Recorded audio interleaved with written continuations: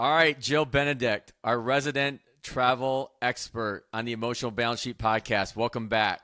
This is going to be a fun one. I feel like it's our third one now. I'm more comfortable. I was so nervous the first time. Now we're like old pals. It's going to be great. Well, the only thing that you need to be nervous about is how you almost killed me on our last cruise again. Yeah. Second to last night on Royal Caribbean. And we got to call it Royal Caribbean because that's what we were on. God bless them, because the first trip I got sick on was a Disney cruise. But second to last day, I contract a unknown, I'm using air quotes for the people listening and not watching us on YouTube, stomach virus. I just like Tylenol, ibuprofen my way through it. Got on the long plane ride from Rome, connecting through Boston back to Detroit. We land at like a little after midnight. By like 8 o'clock, I'm in urgent care, negative for COVID, negative for flu. But they're like, yeah, you're in pretty bad shape. We're going to give you some IV and Toradol, like some painkiller. I was sick for it just went downhill from there. So I don't know what I picked up, but it's like I've gone on 4 cruises the last 2 years and I've gotten sick twice. You know what? I can't. It's honestly, it's like you never know if it's the cruise ship itself because they do such a good job with keeping clean, or if it's like the places you're going to. Yeah. Yeah, I've had some wild things happen. My whole family, when we were on our Europe cruise, we ended in Rome and then we went over to Disneyland Paris. And I Yes. always tell my guests, like my biggest thing, I'm like, pack a pharmacy. Like when you cruise, especially because on cruise ships, I think we've said it in the past, but if you get sick on a cruise ship and you go down for medical care, one, sometimes they can charge you, but then two, all the medication that you need is down there. And then if you're getting something that's potentially, flagging that you have a bad cold or something you need to quarantine, you're subject to getting quarantined in your room or, down in the medical facility. They have like a whole hospital down there for the length of your stay, which obviously people get common colds. It's part of life. You don't want to have to like put yourself into that situation. So we got really sick and I had just like, of course, didn't take my own advice. We go to Disneyland Paris after, and This is the one that you just went on, right? yes, this was in May of this year. And so my husband's got this cold. I've got this cold. My parents got it. We think actually what happened was my brother's fiance works in an urgent care. She's a physician or PA or whatever and a nurse practitioner. And so she's always kind of bringing home stuff. So they kind of had it like a little bit, like a touch of it. And we think we could have even gotten it from, it could be anywhere, but who cares how we got it. So I go to my husband, I'm like, go to the gift shop. Like in Florida and Disney World, you go to the gift shop, they've got like everything under the sun medication wise. He goes down and we're in France and they're like, well, no, we can't sell medication. It's all regulated like through pharmacies in France. You're not going to find any medication here. They also had like kind of like it's called Disney Village. It's like their Disney Springs we could walk to. Nope, nothing there. So he had to take an Uber to a pharmacy like 2 miles away in the nearest town. And then everything's in French, obviously. It's all like different kind of herbal medications and stuff. It was this debacle to get us some like sinus and cold medications. And then, of course, it's the whole running joke that I'm the worst travel agent for my own family because I did not pack any medicine. So now I'm like, every guest that I have that's leaving this country, especially, I'm like, bring your medicine. Like, you have to, even if you're not sick when you go there. Yeah, so we actually met this really great couple. Shout out to Nibs and Malloy and their 2 daughters. God, I'm going to blank on their names, especially if they end up watching this. But they're from Miami. They were great. Nibs is a dentist, and he's like, it's like one of the first cruises they've ever been on, I think, if I remember what he told me. And like he like packed a whole pharmacy, like antibiotics this, antibiotics that. And I probably should have gone to him and said, hey, I need something maybe a little bit more stronger than what I'm taking. But it was still like, so for those that don't know, Jill booked Teresa and I's our wedding anniversary trip that we're recording this at the beginning of September. We went middle of August. Amazing trip, trip of a lifetime. We went to Rome for 2 days, and then we were on a Royal Caribbean Mediterranean cruise that went to Santorini, Mykonos, Ephesus, which is Turkey, and then Naples, and then back to Rome. So it was 7 days, 4 ports, and it was amazing. I think if you asked Teresa, the highlight of her trip would have been dinner overlooking the Mediterranean in Santorini. Like you picture like you just picture the picture of the Yep. white buildings and all of that and the blue domes and all that. And it was amazing. The food, that dinner was amazing. I'll get to food in a second because I've got a bone to pick with Royal on that one again. But and then in the meantime, like we're sitting here and I noticed they set this other couple next to us or on the side of us. And I told Teresa, I'm like, that guy's going to pop the question. And like about 30 minutes later, they stand up, they're taking some photos. And then I see that he hands his camera off to the waiter. And then he starts talking. I'm like, here it comes, Teresa. And then bam, on a knee. And they were awesome. They were a great couple. They were from Canada, from Montreal area. So Well, that's awesome. yeah, it was really cool. But I think the stop that surprised us the most was Mykonos, where we went to the island of Delos, where a lot of the initial, like, you think of Greece, you think of Athens first, as far as like the culture and all that goes. And I've obviously never been to Athens, but Delos is kind of like where it all started as well. And the ruins there were amazing. And we had a really great tour guide. And so I know I'm kind of on a tangent here, but I will say, for those of you listening and watching, if you're going on one of these trips, and I'm anxious to get your input on this or feedback, because you're the one that actually probably recommended this to Teresa, was when we were in Rome, which I think was the best part of the trip. We had a one-on-one private tour guide and a driver that took us around. It was expensive, but that was worth every single penny. Like Nicole was incredible, who was our guide. Walter was our driver, was incredible. They knew how to get around. They knew where to take us. They knew how much time we should spend. So in one day in Rome, we went to the Colosseum first. Then we went to St. Mary Major Church, where St. Francis is buried. And then we went to the Vatican, went through the Sistine Chapel, and then went to St. Peter's, and then the square that you always see on TV. And that was all amazing, and there was no way that we would have been able to pull that off either on our own or with, I saw like a lot of group tours. Yeah, right. It was definitely worth the money. So I don't know if Teresa talked me into that or you talked to Teresa into that to talk to Teresa and me, but it was worth it. Yeah, and I get to know when I'm traveling the world, get to know different guides in different cities and things. And I had met a guide from Florence. And so I was like, hey, do you have any contacts in Rome? And so he sends me his guy. And so I've been using him for my guests. And then I finally got Fabio's company. I finally got the opportunity to use him for my trip. And they will do both, just if you need a transfer, so like a nice van just to the airport, to a hotel, or hotel to a cruise port in Rome, they can do that. But then they also do, day trip tours. We actually use them for every leg. So like the day we landed at like 9 a.m. in Rome. And so we had an Airbnb booked for our big family because it was a big trip. And they picked us up in this big van. And I was like, I don't want to do the craziness of Rome. We're coming off flights, kind of in like, cozy, whatever. We changed at the airport, but nothing, not a full day of Rome touring after the overnight flight.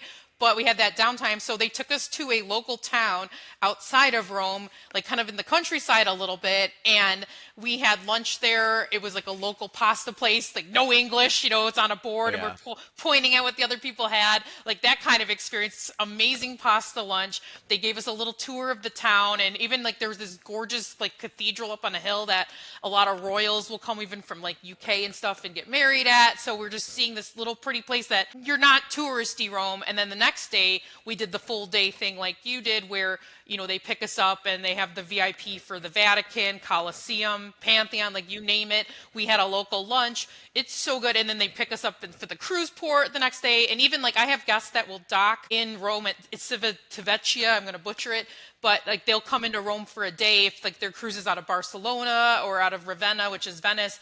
And then when they want to do their full day Rome tours, they use this company too. But I got to talk to the owner, like they're legit. And there's a lot of, you don't know who to trust out there. It's foreign countries. He's legit. And I got to know, like they had the House of Gucci contract when they were filming. So they had like the different, like the actors. He's done my favorite football player, Tom Brady's family. They've toured before. Like they get a lot of good high profile clients, and for a reason, because they're phenomenal. companies like that, I can recommend to my guests so they have a flawless experience if they want to go big with it. And, it's amazing. And that can make or break you. Like, I even had a family recently that they wanted to kind of like go on their own with stuff and book trains, and that's fine. But I've seen people just, they try on their own, and then it's, something goes wrong and it just can domino your whole day and ruin things. So it's like once in a lifetime trips. You can't put a price on memories, I always say. Right. So we just go big on it, and it's going to be great. So the other thing so there's lots of things we're going to get into, but I wanted to just stick on this trip for a few more minutes that, because I got questions about this too, about, well, you did a cruise, Paul, and you got to see all these different sites. I wonder what that would have been like if you're comparing like going on a cruise and being able to go and see these multiple sites in one trip versus like going to like Rome, but then having to get on another, train, bus, even airplane to go to another place to only be able to be there for a day or two. Like, I don't know how we would have been able to see all these really unique, historical, landmark, amazing places if we didn't do the cruise route. Now I'll joke about the bad Royal Caribbean food and getting sick. But, when I look at it like from a logistics standpoint, like I think that it was so much, from my opinion, and Teresa I think would agree, is it's so much smoother to be able to do a cruise and be able to see all those spots rather than trying to piece together or mash together, like doing something different. Right. What do you think about that? See, because I've done land trips before, in Europe and stuff, and then I've done cruises. And for me, cruising 100% hands down, just because, yes, some people are like, well, I want to have the nighttime. Well, sometimes you're docked later, so you can have the nighttime in cities. But ultimately, like, you can do I'll have my Rome nights on my ends of the trip. Like, we'll stay 1 or 2 nights in the city we started in, or, we did an extension. We did 3 nights in Paris. 1 night in like the city center, 2 nights in Disneyland, and we did all of Paris because it was a cheap flight from Rome over to Paris at the end. And then actually there was the great Delta flights out of Charles de Gaulle to go back to the U.S. So it worked out really well to kind of do those, smaller land segments.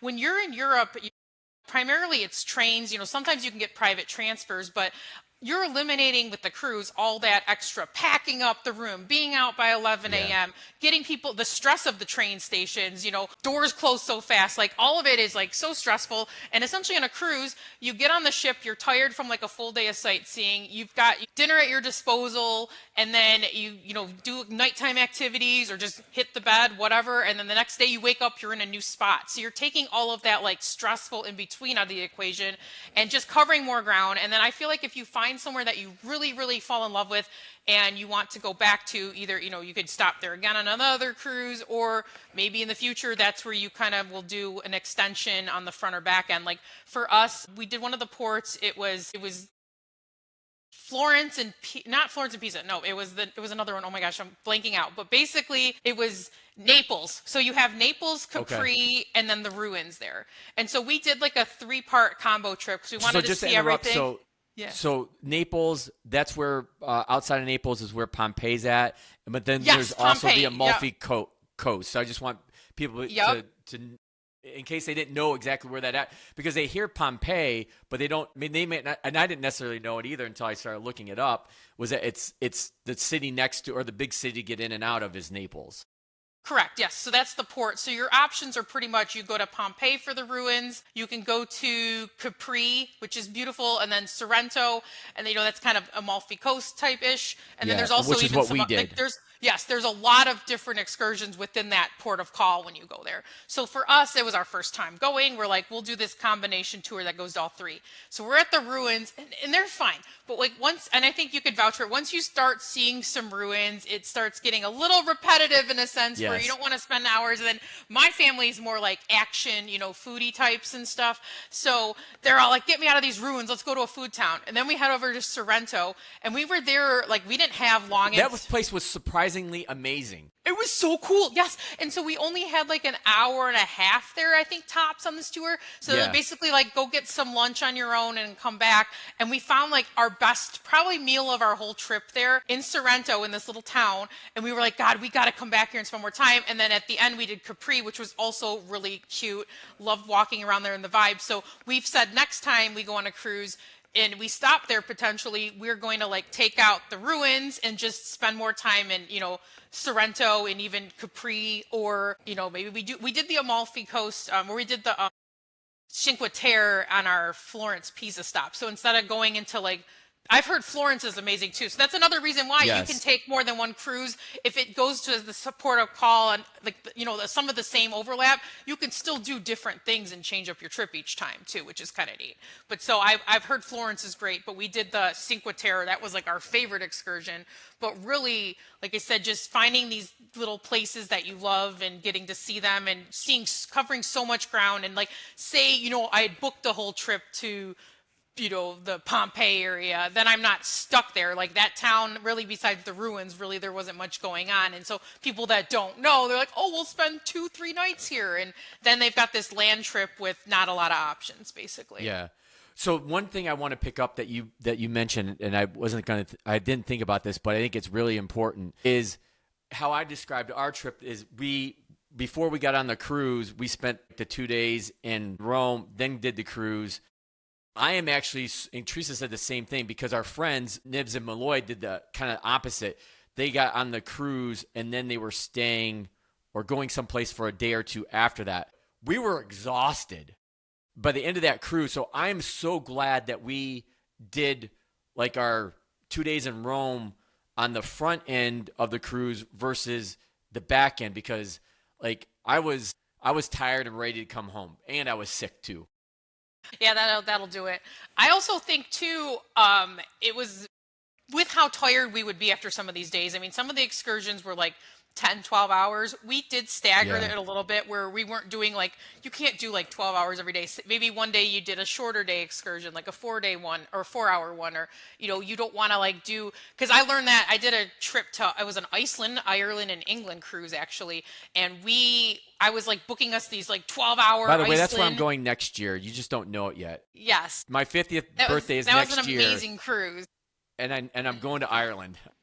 Oh yeah, we did. So, but we were in Iceland, and I was going too hard on the excursions and the waterfalls because I love waterfalls. My husband's like, enough waterfalls by like the third stop. So also like in the middle of the cruise lines will work with you if you have an excursion booked. You at least need to typically like, the day before, but you can go to shore excursions and work something out with them where they could give you potentially, they say it's non-refundable, but you can talk to them, and usually they're very great about giving you a refund or letting you change it, because like I said, I joke around, I fail so you don't. Like I've overcompensated ourselves, and then our family is just like, no, we can't do another 8-hour day. So then I go down there, and they'll, they're flexible with it. So don't be afraid if you have something. And that's another reason why I tell people book with the cruise lines when you can versus these third-party companies. Like sometimes you can save a few dollars, but at the end of the day, they'll be flexible if you need to change. And then also we had a situation pop up. So when you're booked with a cruise line excursion, if your excursion's late getting back, they will hold the ship for you. That's like their policy.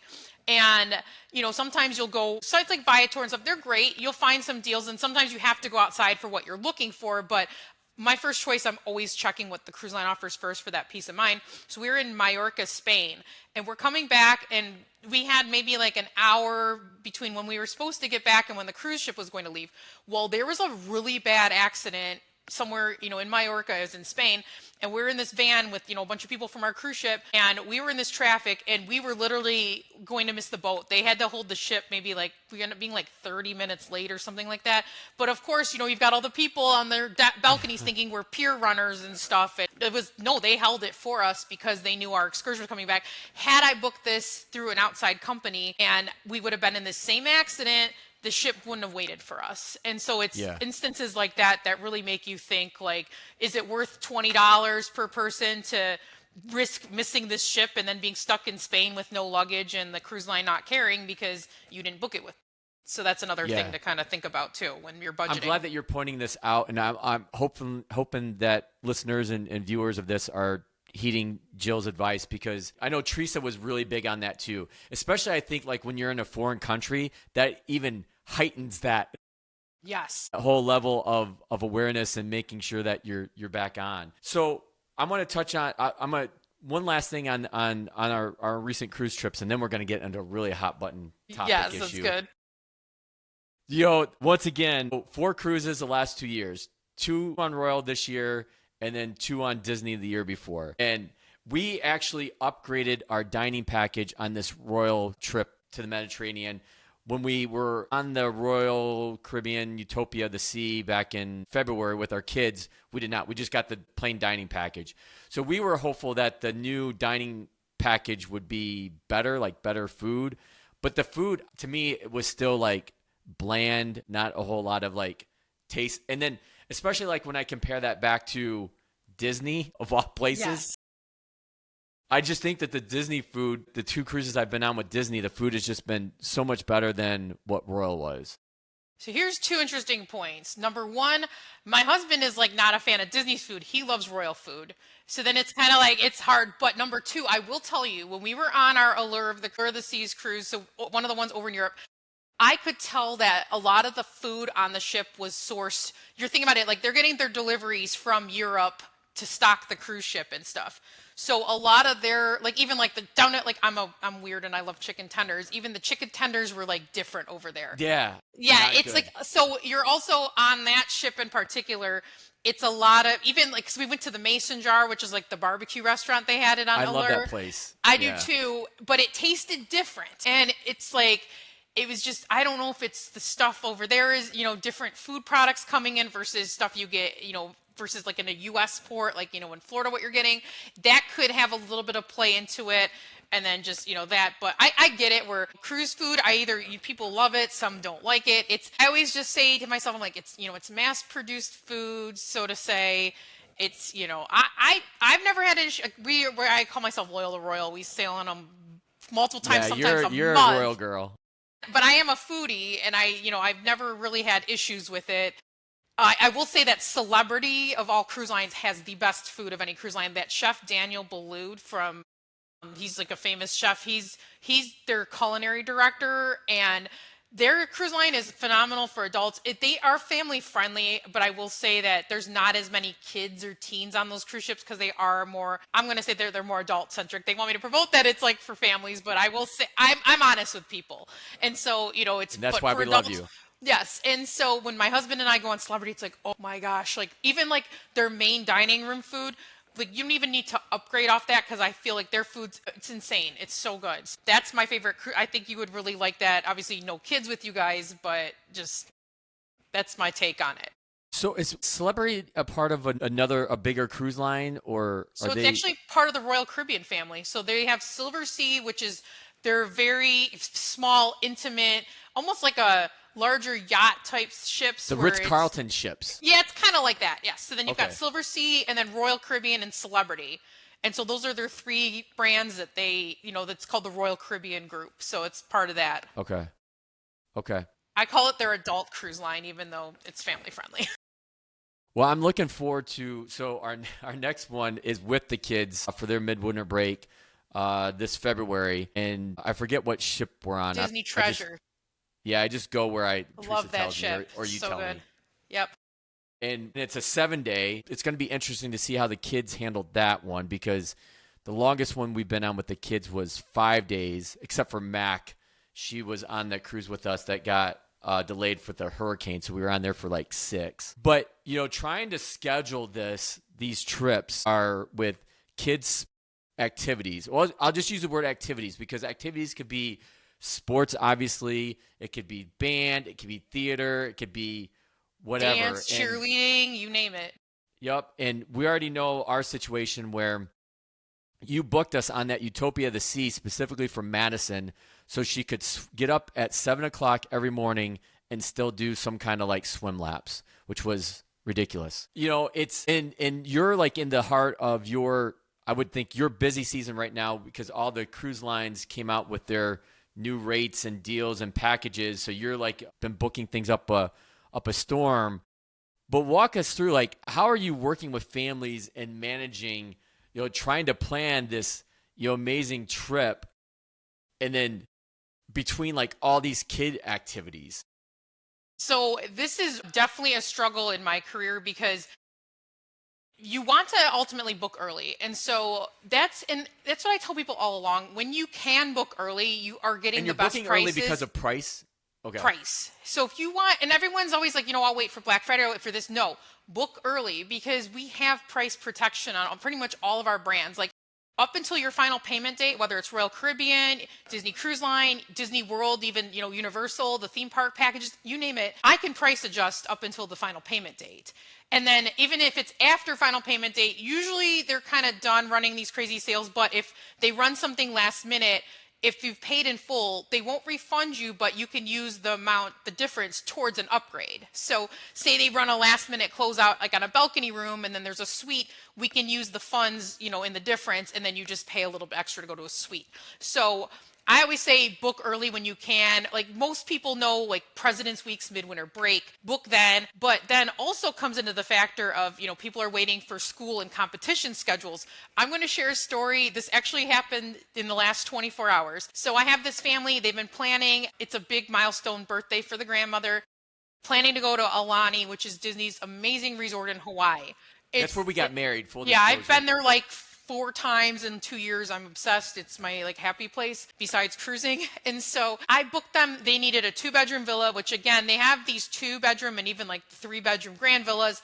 A lot of people, especially when you're going with multiple families, they want these villas. They're hard to get in general. I'm just people on YouTube, if you're watching me right now, like I'm getting like when I start rubbing my face, I'm like, oh my God, I'm just seeing the dollar signs. Yes. And like your family, expensive. because their traditional rooms there, even like a 1-bedroom villa is going to cap out at 5. So like your family would automatically either be 2 rooms or 2-bedroom villa. The 2-bedroom villas sleep up to 9.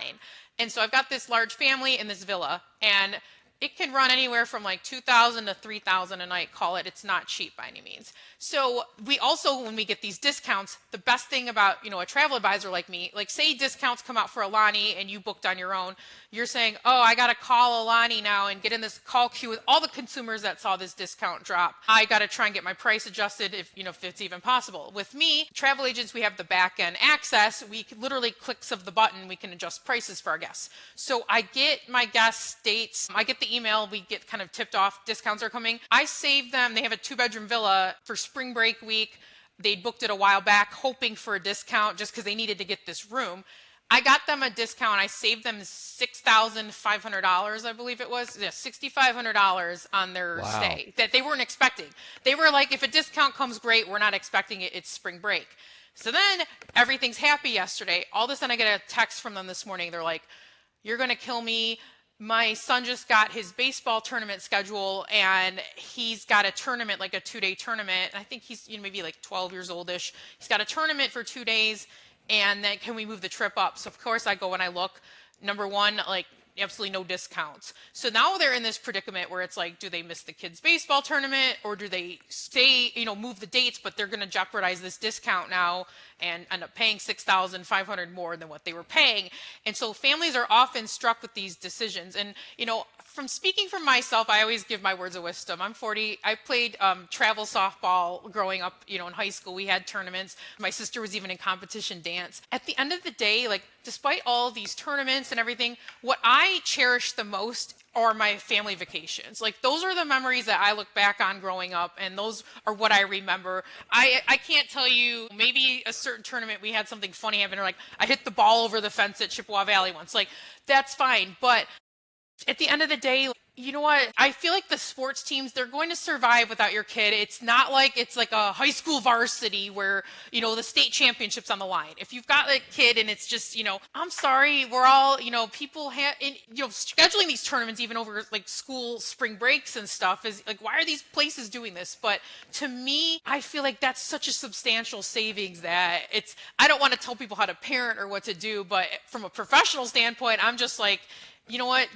5 years from now, you're going to remember this Hawaii trip and you're going to have $6,500 to help you book some once in a lifetime excursions or offset some costs and do more things on this trip that you might not have been able to versus, a small tournament and maybe the kids get spanked the whole time and now you just lost 2 days of baseball and you get to go to Hawaii sad and $6,500 more less. So that's my take on it.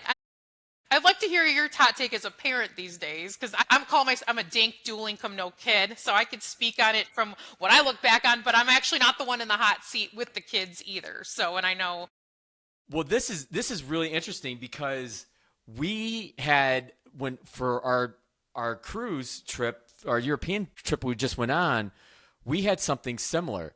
Like, so Madison has moved up the ranks in the swimming world. I'm the swim parent of between Teresa and I. We have, obviously, with triplets plus one, we have to divide and conquer, and I just kind of gravitated into that role and Swim even helped dad. run our swim club. Yeah. And so in swim, think of like there's regionals and then states and then what they call zones. So zones would be like where multiple states come together and compete against each other. So like when you make a zone team, you're not representing your club, you're representing like your state. So in our case, like Team Michigan. So getting a zone cut is like a really big deal. And it wasn't even on Madison's radar screen this summer season, which we call long course. But she did. And guess when the trip or the zone meet was? The very first weekend that we left. So we left on a Thursday, and Madison had to be in Holland, Michigan, on the west side of the state Thursday to swim one event, and then she had to be back on Sunday to swim her other distance event. And I'd never missed a swim meet. No. And then all of a sudden it's like, oh my gosh, this is like maybe the biggest swim meet she's going to be in. And Teresa's like, what are we going to do? And I'm like, well, we're getting on that plane. We're getting on that boat. Like this is not the Olympics. So yes. If this was the Olympics, right, that would be a different story. Like if Madison would have had an Olympic time trial qualifying cut to swim at Indianapolis last year, where the time trials were that I took both the girls to, which was like probably like the best dad moment I may ever have in my life. It was amazing with the two of them there. If she would have qualified for that, then no trip. Like we needed to be there. Exactly. Because you just don't know if you're going to get that lifetime event back, because it's extremely hard. But like if it's a 12-year-old normal swim meet, baseball tournament, hockey tournament, like I think there's so much emphasis on sports, and I don't put politics into the portfolios that I manage or the families I work with. I don't try to put my own parenting biases into other people's purposes and objectives. I have families that spend tens of thousands of dollars on youth sports year in and year out. And I'm okay with it, and they're okay with it. And one of the reasons why we work well together and we're both okay with it, they realize that they're going to have to sacrifice something else, which means probably working longer, not being able to retire maybe as early as they want, not being able to go on like a big vacation every year. But that's okay as long as that family understands that in order to do travel, hockey, softball, baseball, basketball, whatever it may be, there's a big cost to that, which means you can't do something over here. I have this phrase that I tell families all the time, especially my number one family called Teresa Fenner, and she absolutely hates it. And I've said it on this show probably I don't know how many times. You can do most things in life with the families that I work with that have the means. You can do most things in life, but you can't do everything. Yes, and so so this is where, like, on the financial planning side, when a family really has zoned in and identified what their purposes are, what their objectives are, not only financially, but personally as well. When those are like really strong rooted, that's when people see exponential success in achieving those, because they're locked into, I want to have family experiences. I want to help lessen the burden of college expenses for my kids. And so then we take that and we say, okay, what does that mean? How do we turn that purpose into an objective? Well, that means we're going to save, I don't know, $10,000 a year to be able to go on one really nice family trip. or we're going to set aside $500 a month into our kids' 529 college plans. Is that going to make us be able to help us pay for 4 years of an undergrad degree? No, but the families have that satisfaction that at least I know I'm doing something and I'm working towards that objective and that purpose. And that's where I think the only social media platform that I'm on is LinkedIn. I got off of Facebook and Instagram over a year ago. That's really some of my worst competition as far as financial planning and running the family office at TAMMA the way that I do, is because Instagram, TikTok, Facebook, it's just a human highlight reel of here's all the wonderful things that we're doing. And people are like, I know this because I sit with families, week in and week out. Like, how do they do that? I don't know. And you don't know. And honestly, there's no right answer. You could have someone that came into a big inheritance unexpectedly that you don't know about, or somebody might be maxing out their credit cards and they put on the facade that they have everything in this life, but really they're drowning in debt. I mean, you have all these situations, like being a travel professional, like I see it all. Like I see a family that, they want to just put the image out there and they'll pay me on 20 different credit cards just to make a trip. And I'm the agent. I do whatever they want me to do. I'm not judging. Yeah. As long as you travel, I'm happy. But I mean, that's why I kind of like, and it like warms my heart too, that I just see people that they will, they're just saving up to like do this one once in a lifetime. It's like, I get to deal with so many different dreams in this world, and I love every single one of them. And that's like kind of like my why and what I'm doing. And even like, we've had situations in my life, like, my dad worked in the automotive industry and, might have like lost his job or things like growing up. And, we've had to, make sacrifices and move things around. But despite all of that, like what I remember is just, us, whether we drove to Myrtle Beach and did a lower cost vacation or we went all out on a Disney cruise, like those that my parents, I knew they worked hard growing up and provided that for us and everything. The kid's not going to know if your trip costs $2,000 or $1,000 at the end of the day. It's just, like I said, it's all about the memories. And even just rooting back to the sports things, it's justifiable when you need to change it, when it's something like, if my high school softball team was in districts and we had a trip, absolutely we are skipping this trip. But if it's just like a, travel ball, we have tournaments every other weekend for 5 months straight and I have to miss one of them, technically my kid could get hit in the ankle with a fly ball or something and be out of the games on an injury. So you have to kind of weigh, like, is the team going to, like, what are they at stake? They're not getting a $5 million purse from winning the World Series. It's kids travel. Yeah, last I checked, there's no NIL money for 12 and 13-year-olds. Right. And so, and if parents want to judge, it's probably because they're jealous because they want to go on the vacation too. If super parent wants to get mad at you for missing a week for this or that. I mean, like I said, this has come up. And even, like I said, back to being a travel professional, I deal with all of it. I will help my guests get out of crazy things. I've seen, freak accidents, you name it. And that's another reason to have us on your side versus, booking through call centers and discount things and stuff. It's the service we provide and the connections that we have to pull strings and get you. Like we had a guest who was who booked on a Europe cruise actually for the summer, and the husband's mother had to get like an open heart surgery. They didn't get travel insurance through the cruise line.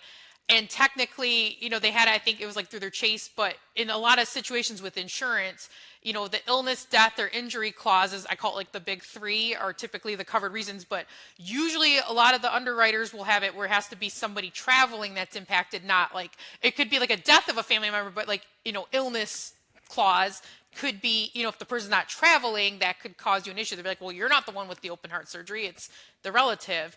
And so we actually were able to, work with the cruise line and get some exceptions made because they didn't have the insurance on that, and it worked itself out. But had they not, booked it elsewhere on their own, they might not have gotten the corporate level, exceptions where we're going through the corporate resolutions department and not just saying, oh, I asked someone in Pakistan, they said no, click. You're getting real people at the real locations that matter, that help you. One thing I think that I want to bring up, and I think it's probably a fitting into this part of our conversation is one of the most powerful tools that I recreated because I actually had another advisor that I'm friends with. She's the one that gave me the idea, was to create, I call it like this, it's kind of like a calendar of memorable moments. And so on it, it has specifically how many summers left do you have with your kids. And I remember the first time I ever showed it to somebody, single mom, couple kids, and she started getting very emotional because it was visual. You could see on the piece of paper, I have 5 summers left with my kids. How do you want to spend it? And I think this has really hit home for Teresa. And I know Teresa's probably going to listen to this episode. This has been really hitting home for Teresa. Why? Because our triplets just started high school a few weeks ago. And that clock is ticking inside of her head. And, as much as Madison will put up resistance about, not wanting to miss swim or not missing practice or whatnot. Like, I try to remind her, I'm like, Madison, missing 1 week of swim is not going to have any bearing on your potential Olympic career if that's what you really want to do. Yes. We try to keep in perspective, but you're also dealing with, teenagers that, their lives revolve around their activity, their sports, their friends. And I get that part too. But I think as parents, at least from my perspective, I have to try to remind my kids that, we only have 3 more summers left with you before you're off to college. And I was reading, I don't know where this came from, but it was the founder of Kinko's. You remember Kinko's that was bought out by FedEx, Paul or Kroof? I think I'm butchering his last name, but he's the founder. And he said this. He said, you've done a good job as a parent when your kids want to come and hang out with you when they get older or when they're adults. I'm paraphrasing that. And that always has stuck with me. And I type that out and I see that every morning when I start my day. And it's a constant reminder to understand the seasons that you're in as parents and the transitions that you're going in. And like right now it's a challenging one for Teresa and I with the triplets plus one. Now I guess Mac will be a teenager here in 30 more days. And going through that, but having that hope that, okay, do what we can today to hopefully set us up for success down the road, that these 4 kids would want to come back and hang out with us and go on a Disney cruise or go to, Disney World with mom and hang out for the day and be able to drink around Epcot. And what's really interesting too is my family, we travel together all the time. Like my family is like my travel buddies, and my in-laws even, like we travel with them. We'll do kind of crazy stuff. Anyway, and doing this as a job, I see, I'll get a fair share of, like, I see a lot of grandparents that have saved up and they want to take their kids and their grandkids, so the kids are like my age. Generational family trips. Generational family trips, you get that. But then I also see a big trend now.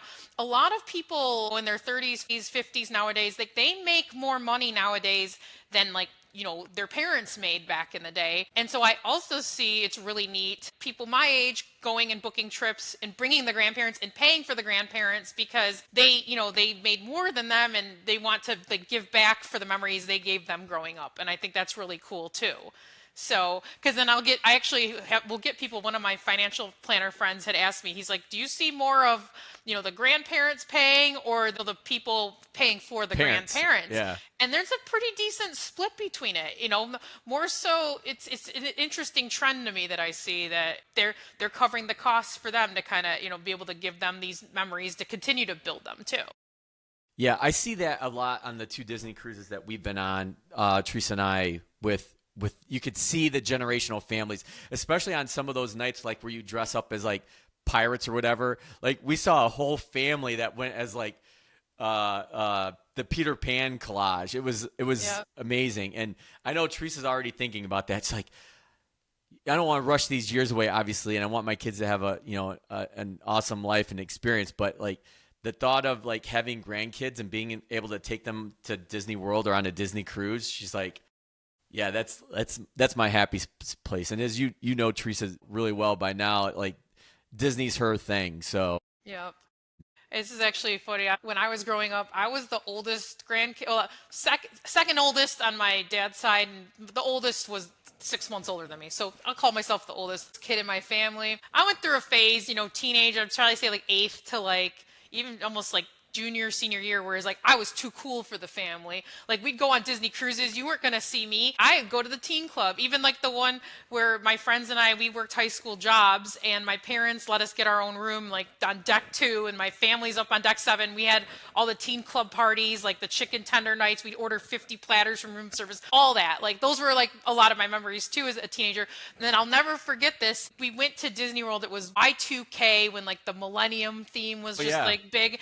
And so like we went with our whole extended family. Like my dad had 7 kids, 7 kids in his family growing up. My grandparents, I think like 5 of the 7 kids with their extended families, like they all went. We all had to wear this matching shirt. It was like gray and it had like 2000 with like the Mickey ears, and take this picture at Chef Mickey's with all of us in this. And I was mortified. I brought like a checkered plaid, like Old Navy button up shirt that like I like opened it for the Jill picture, but then Benedict. I was like such a jerk. You would see me this picture and I was just like mortified that these people in the matching shirts and too cool and I'm doing this. But I still loved being there at the end of the day, and it fueled, my love for Disney and family memories. But I just look back, I'm like, I was such a jerk. Well, what's to kind of wrap up? What's the best place for people to find you? And full disclosure, I probably should have said beginning. Like we've been working. When I say we, Teresa and I have been working with Jill for the past 2 years. She's been amazing, and we so appreciate all of your insights and your help with these trips of a lifetime. And I can tell that you really care about what you do and the families that you help with your business. So what's the best place for people to find you, to reach out, contact you about trying to book a potential trip? Well, I own Wishes and Wonders Travel Agency, so our website, wisheswonderstravel.com.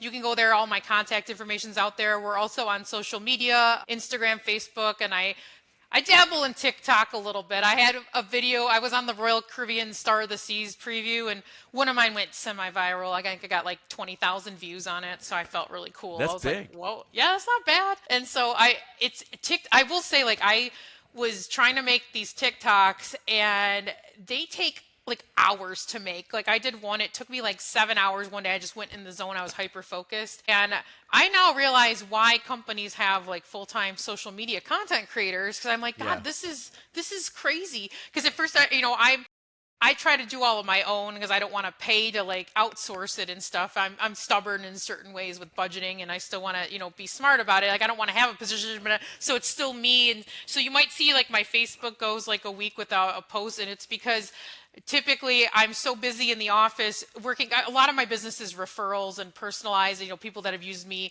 give me to their friends and family and things. I go on Facebook, I try to post, but it'll like my day will go by. I'm like, oh my gosh, it's 10 p.m. and I didn't post. Better luck tomorrow. And then here you go. And then there's 7 days without content. So you can't win it all. And that's where I've kind of, for me, having this balance, emotional balance in life, and not That's beating right. myself up because I'm not, this perfect. I'm not out there to be a YouTuber or a TikToker. That's not my profession. My profession is to sell people travel, help them with the budgeting, help them with the places, and safety is a big thing too. Like I want people to feel safe where they go. And so putting all those elements and thought into curating experiences for people. So that's what I'm good at. That's what I'll focus in. So that's where you find me. Awesome. Well, I'm sure that you've been pretty much or going to be pretty much a regular on the show, and I like having you on at least once or twice in a quarter to give us the latest on the travel scene and where people can find the best Yeah.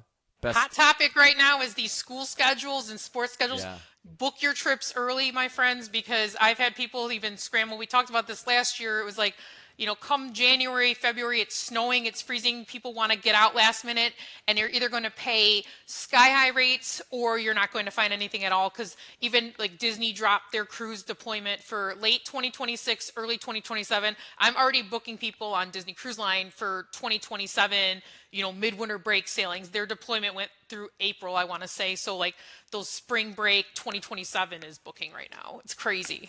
Wow, that's amazing. Well, hopefully Teresa hasn't called you yet. And yes, and we can typically apply placeholders and discounts after you book. So like I said, you're never going to lose out when you book early. Awesome.